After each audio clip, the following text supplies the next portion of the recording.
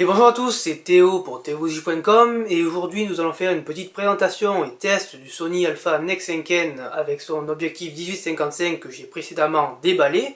Donc si vous n'avez pas vu le déballage, vous pouvez aller le voir sur le blog. Donc pour la petite histoire, vous allez voir que dans les vidéos qui vont suivre, après l'introduction habituelle, la mise au point est parfois aléatoire sur moi. Donc des fois il va faire la mise au point derrière, des fois devant au bon endroit. Mais comme j'ai la flemme de retourner les podcasts, puisqu'actuellement maintenant je filme en mode manuel, c'est pour cela que maintenant je peux faire ça et ça et ça. Ça ne fera plus de net derrière et de flou devant, tout simplement parce que l'autofocus en mode automatique est tellement réactif que bon, dès qu'on bouge un peu, ça fait la mise au point derrière. Et donc je tenais à m'excuser pour les vidéos qui vont suivre, parce que bon, c'est parfois dégueulasse.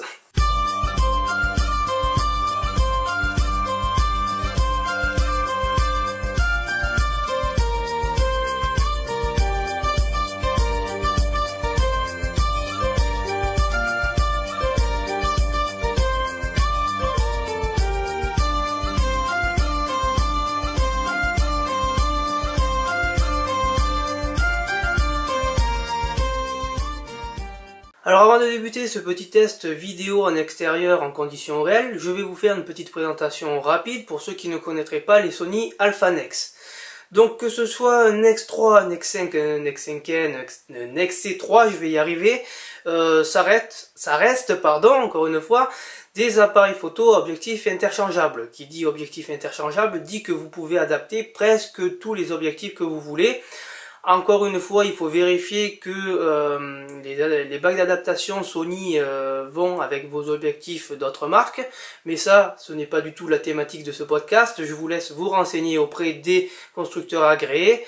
Et donc voilà. Donc grosso modo, quoi dire des Sony Alpha Nex?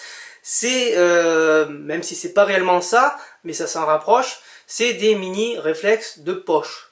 Donc qui dit réflexe vous dit que vous avez réellement tous les avantages que possède un réflexe, tout en ayant un encombrement de compact. Donc vous pouvez amener votre Alpha Nex n'importe où. En termes de photos et vidéos, vous allez le voir dans la suite de la vidéo, c'est réellement bluffant.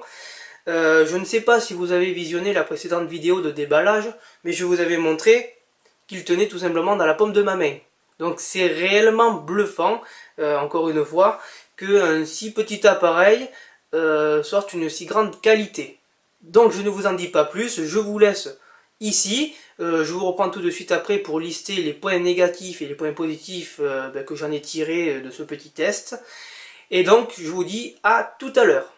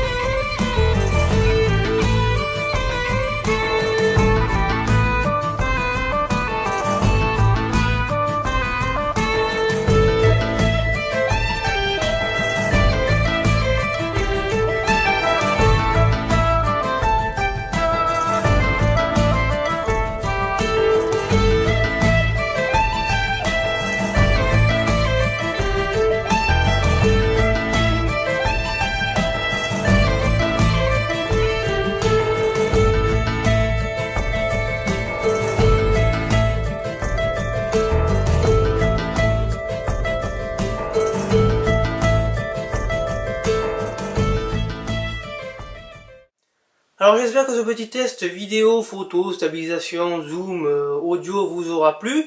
Donc quels sont les points négatifs, quels sont les points positifs qui en résultent de ce petit test?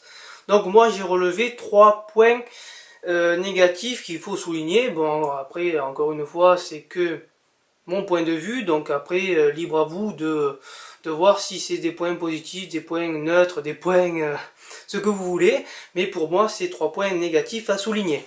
Donc le premier, et bien sûr, je dis bien sûr puisqu'on est un peu habitué chez Sony, c'est l'autonomie de la batterie.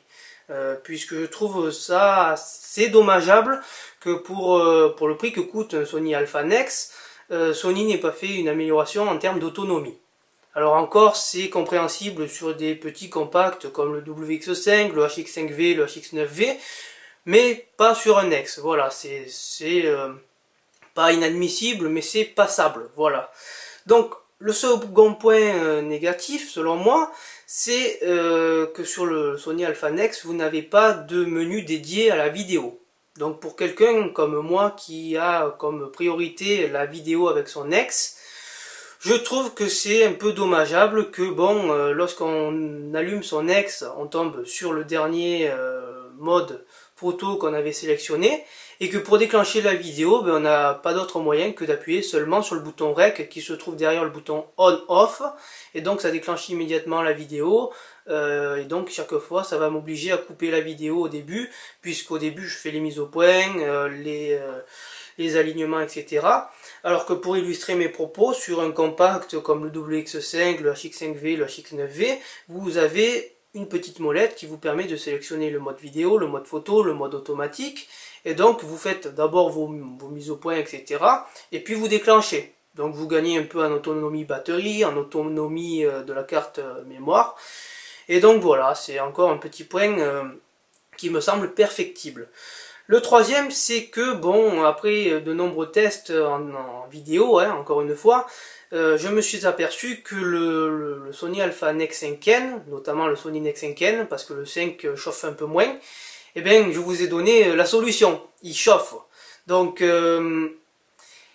des fois, il va vous marquer, bon, ça dépend les conditions, hein, là, il fait pas excessivement chaud, on n'est pas dans un four, mais on est en condition, c'est de l'air ambiant, hein, et je me suis confronté plusieurs fois au problème que sur l'écran il y avait marqué surchauffe de l'appareil, et poum, ça me coupe la vidéo pendant que je la tourne. Donc heureusement que j'ai un petit retour de l'écran, mais pour celui qui n'aurait pas de retour d'écran et que le Nex se met à chauffer et qui coupe, ben vous avez un peu parlé pour rien, puisque la vidéo sera coupée et donc il faudra réallumer le Nex après qu'il ait refroidi. Donc il me semble que ce problème de surchauffe est apparu seulement sur les Sony Alpha Nex 5N et pas sur les Nex 5, Nex 3, etc. Il semblerait que ce soit le miroir derrière l'objectif qui fasse ça. Mais bon, encore une fois, je ne sais pas réellement d'où ça vient. Ce problème a été souligné par certains utilisateurs. Mais voilà, donc si vous faites de la vidéo, ben, il faut penser que bon, il faut des fois éteindre son Nex pour qu'il refroidisse un peu et après vous le rallumez et ça fonctionne. Après, un point qui n'est pas rangé dans les positifs ni dans les négatifs, c'est que bon, au niveau de l'autofocus, c'est assez réactif. Mais malheureusement, j'ai constaté qu'en faible luminosité, derrière moi ou autour de moi, le Nex va se perdre. C'est-à-dire que bon, des fois il va vous faire la mise au point derrière, alors que bon, il faudrait la faire sur moi, hein, pas derrière, puisque derrière on s'en fout. Mais voilà, en faible luminosité, il y a ce problème. En bonne luminosité, ça c'est passable, voilà, ça n'arrive pas, ou très peu, voilà. Après, un point positif, ben, il faut souligner bien sûr la qualité du son, puisque bon, ça reste quand même un compact et le son est bien meilleur que sur des petits compacts comme le WX5, le HX5V, le HX9V. Bon, encore une fois, c'est pas le même prix, mais ça reste un compact. Le second point positif, ben, c'est bien sûr ben, le rendu final en termes de photos, vidéos, c'est réellement bluffant. Après, en stabilisation optique, je trouve que bon, le 1855 stabilise, mais bon, c'est pas non plus phénoménal. Voilà. Après, j'ai testé le flash en mode nuit et j'ai été réellement bluffé, puisque certains annoncent sur internet que bon, le flash est pas génial. Mais pour ma part, je m'avance pas dessus puisque je ne suis pas un pro de la photo, mais je le trouve réellement convenable. Voilà. Donc, sur les Sony Alpha Nex 5N, il y avait aussi un autre souci. Vous allez me dire, mais sur ces Sony Nex 5N, il n'y a que des soucis. Oui et non. C'est qu'en fait, est apparu, alors je ne sais pas si c'est réellement le Nex 5N ou le Nex 5, ces deux petits frères, mais il paraîtrait qu'il y ait un petit cliquetis vidéo lorsque vous bougez rapidement votre Nex. Donc, pour ma part, je touche du bois pour l'instant, enfin ça c'est du plastique, mais Voilà, c'est l'expression, je touche du bois, puisque je n'ai pas ce problème que certains ont de cliquetis vidéo. Vous avez pu le voir dans la vidéo, pardon, et voilà, je n'ai pas ce souci. Donc je n'ai pas à m'en plaindre sur ce côté-là. Donc voilà, c'était un peu tout. Je ne peux que vous conseiller ce Sony Alpha-Nex 5N si vous avez 570 € à mettre dans un APN et que vous êtes en quête de qualité en termes de photos, vidéo. Donc vous voyez que ce Sony Nex 5N est vraiment bluffant, bluffant, bluffant. Donc voilà, ce petit Alpha-Nex 5N est vraiment une alternative pour celui qui n'a pas réellement un gros budget pour acheter par exemple une Nex VG10, une Nex VG20 ou encore un vrai réflexe. Donc voilà, c'est très pas abordable, mais c'est assez correct en termes de prix pour celui qui n'a pas un gros budget à consacrer dans la photo vidéo. Donc c'est tout ce que j'avais à vous dire. Moi je finis de migrer le blog sur un nouvel hébergeur, donc je vous en reparlerai dans un podcast qui arrivera sous peu. C'était donc Théo pour theoboutique.com. Je vous souhaite une bonne fin de journée et je vous dis à très vite.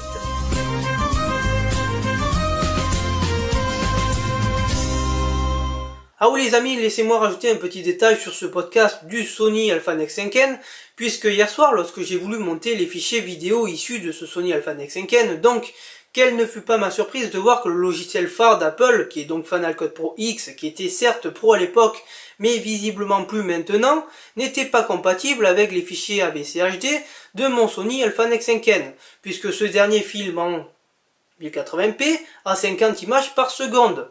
Et donc, ce cher monsieur de Final Cut Pro X ne me reconnaissait pas lorsque j'ai inséré ma carte SD, les fichiers de cette carte SD. Donc j'aimerais dire, s'il y a des messieurs d'Apple qui passent par ici, que pour un logiciel qui se dit pro et qui prône le pro de partout, que c'est totalement inadmissible qu'un logiciel ne gère pas le 50 images par seconde.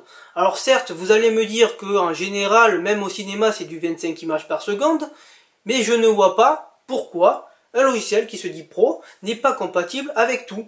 Donc, je me suis retrouvé hier soir à 22 h, donc j'étais crevé à tout reconvertir mes fichiers .mts pour que ce cher monsieur de Final Cut Pro X me reconnaisse les fichiers et que je puisse les monter.